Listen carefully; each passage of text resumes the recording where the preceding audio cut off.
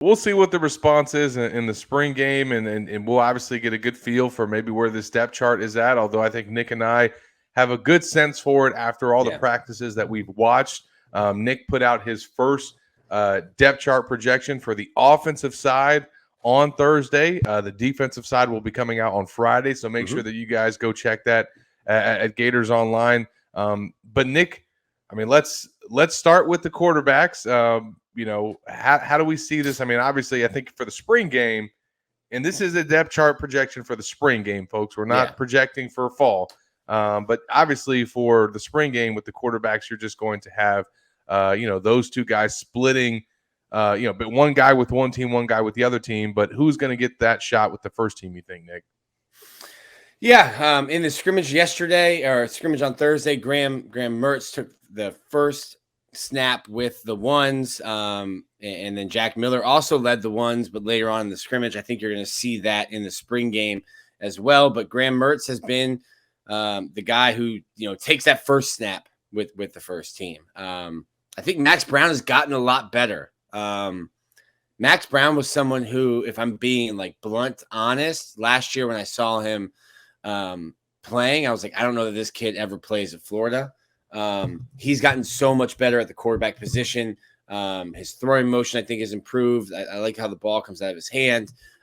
He's just behind the other two guys. And I know I can see it happening now. Like Graham Mertz gets picked off in the spring game. Jack Miller has like maybe a slow series, and then Max Brown leading the threes just runs down the field, and then Max Mania begins next Thursday. Listen, he can win the job. He's not winning the job through 13 spring practices already. Yeah, I mean, it would take Max just continuing to ascend and just catch fire in the offseason, and then Graham not progress, Jack not make a jump, and those guys just not get a stranglehold of that job. But I don't foresee that happening. I do want to see though, poor Jack. Last year in the spring game, he was just with the second team offense against the starting defense the entire game. He never split with Anthony and then got to go with Anthony's team and run that offense. So I don't think that that's going to happen for him again, even if he does start the game with the second team offense against the starting defense. I think at some point they should switch, and that will be really interesting to see. I think at the running back spot, it would be great to have, and I'm sure this is how they'll do it, Montrell and Trevor on separate teams, and then Cam Carroll and Trayon Webb, paired with each of those guys. So I think we know what to expect from those running backs, and a lot of those guys are going to get some opportunities. I'm really excited to see Carroll and Webb. I mean, we know what Etienne and Montrell can do. And then at the tight end spot, Nick, this is kind of a coming out party for Arliss Boardingham and Hayden Hansen. Yeah, I think so. Obviously, you lose Keon Zipper for the whole year. Dante Zanders has an AC joint sprain. Also, a guy that feels like he's been on campus for a decade. So, like, you know who he is. You know what he can do. He played so much last year. He doesn't need to play in the spring. Don't need you to, play and have an AC joint sprain turn into like a full rotator cuff tear. Don't need to play. You have a bunch of other guys that you need to see. And then also Jonathan Odom has been out. So you can look at that and say, oh, well, Arliss Boardingham's just, I guess, the fourth string that's getting a shot now. I don't think that's the case. I think Arliss Boardingham, from what I've seen and from what we've heard, Zach, was going to be a guy that was going to get some playing time this year anyway. And what he's doing with this opportunity, I think he might be a game one starter, even if Odom and Zanders are back. I keep almost saying his former last name. I need to get Lang out of my head. Even if Dante Zanders and Jonathan Odom are back, I think Arliss Boardingham's a guy who's going to get a lot of burn this year. And I like Hayden Hansen a lot. I think Hansen has the size. He certainly looks, he has NFL tight end size. Can still fill out a little bit more, but in terms of height and length, he has it. So those two, I look at those two, and you might have some young, learning lessons, some rough patches. I look at those two and I'm like, if they can just figure it out, that's a really good 1-2 at tight end for Florida. I give credit to Keon for helping me forget Dante's former last name, because being able to say Zipperer and Xanders is just rolls off the tongue. Okay. It's a great tight end combo.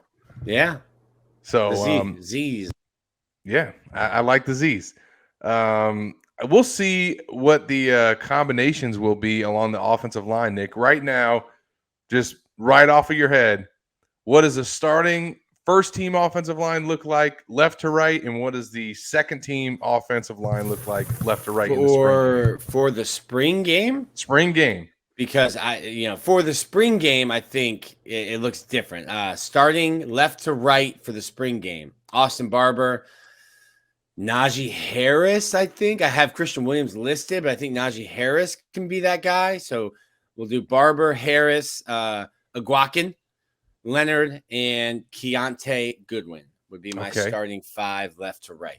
I think the backups that you're looking at, Jordan Herman has definitely established himself as the backup left tackle.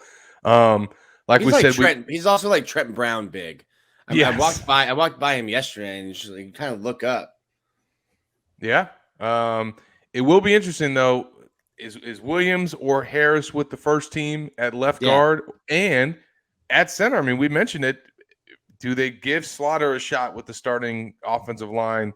And does Aguakin run with the second team? That'll be something to watch. I think Leonard obviously will be one of the starters. So Riley Simmons should be the backup right guard. And then I think is it Goodwin with the starting offensive line at right tackle? Is it George with the starting offensive line at right tackle? That's something interesting to watch in the spring game. However, and we won't see this in the spring game because I think Goodwin and George will be on different teams. But Darnell Stapleton kind of mentioned this during his availability, but don't rule out, especially if Mazuka is not ready, folks. Don't rule out Richie Leonard maybe moving over to left guard and then Damian George sliding inside to right guard. Yeah. And Goodwin at tackle so that you can get your best 5 on the field. Is that a combination that they might like more than playing Christian Williams or true freshman Najee Harris as your starting left guard once we get to the season against Utah? I think that is something that is definitely a possibility and could be in the works. We won't see it on Thursday, I don't think, though. Yeah. Or who knows? Maybe you could see it. You could see it. I think last year we saw. It looked like someone with a New York studio apartment. They had the outside closet. They just had like a row of extra jerseys, and some guys were, "Hey, I need you to put this on and go in with this other team." I think you could see that. I think they will be on different teams to start, but you could see like, "Hey, we need you to put an orange jersey on because we want to see you with this other unit." That's a really massive wall of humanity on the right side. If you put Damian George and Keontae Goodwin on the right side, listen, print the t-shirts. If that's your right side, run right.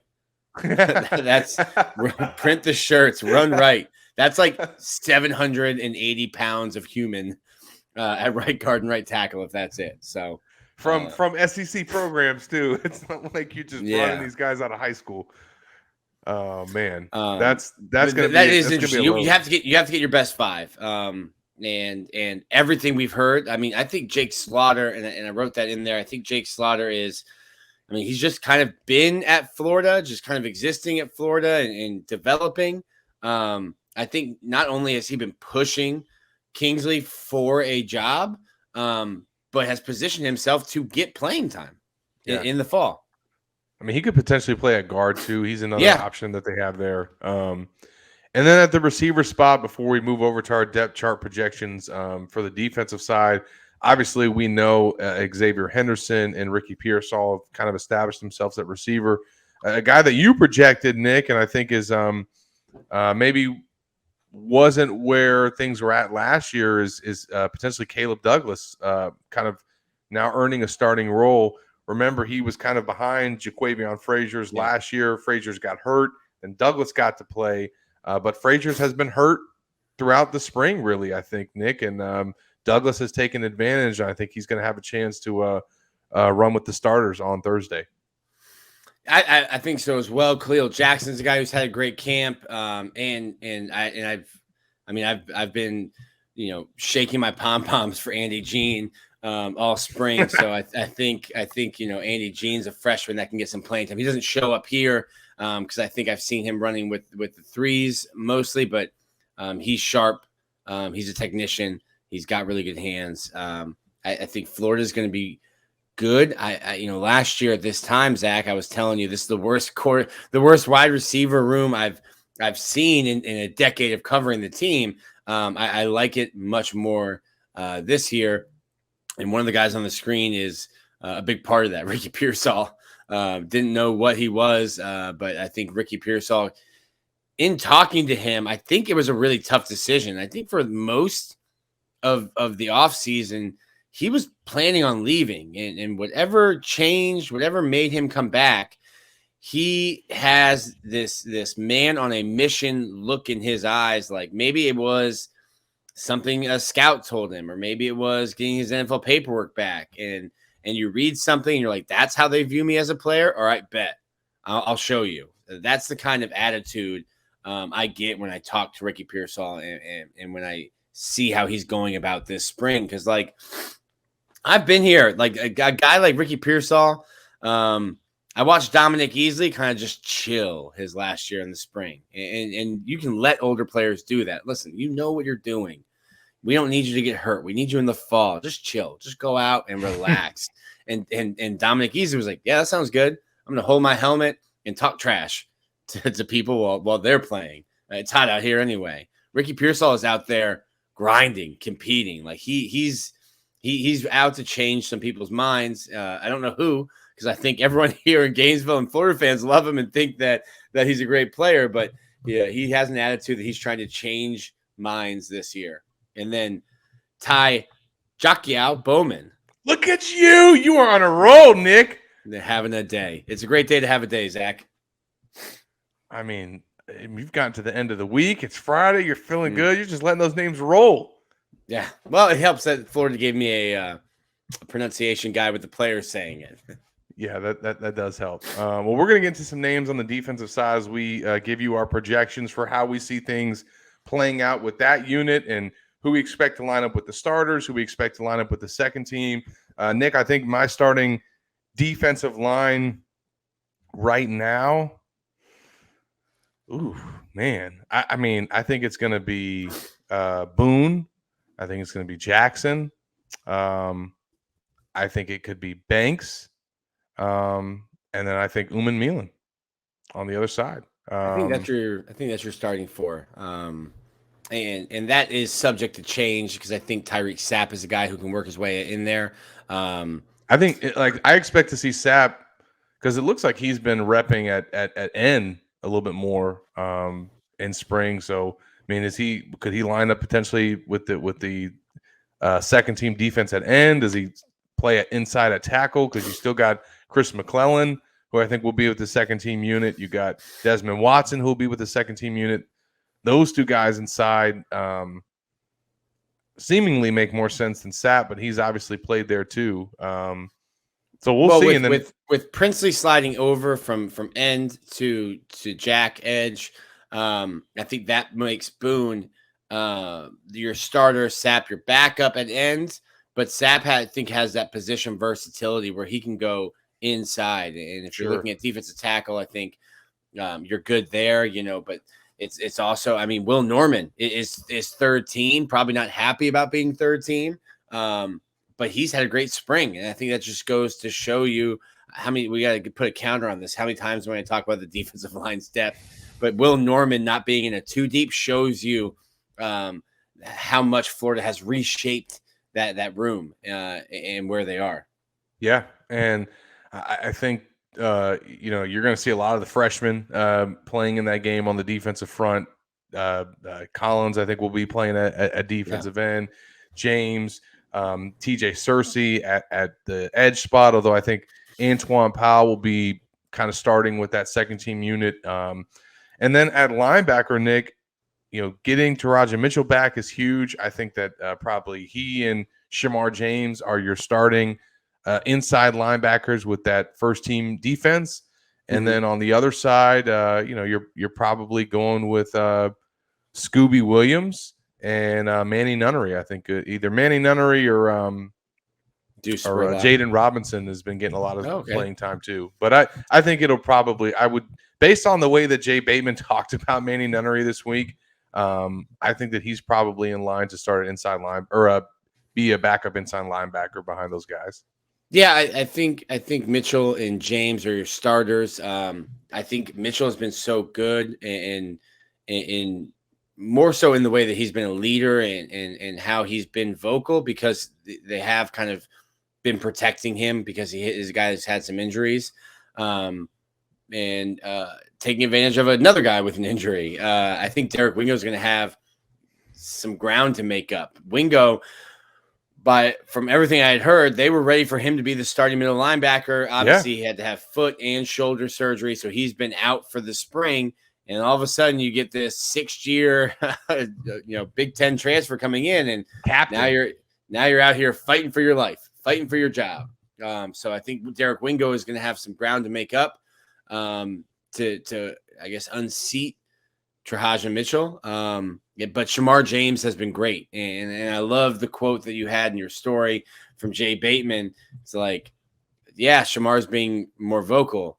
He doesn't have a choice. Ventrell doesn't play here anymore. He doesn't have a choice. You can't play with your mouthpiece in anymore. You need to have that in your hand because you're going to be communicating to the rest of the defense.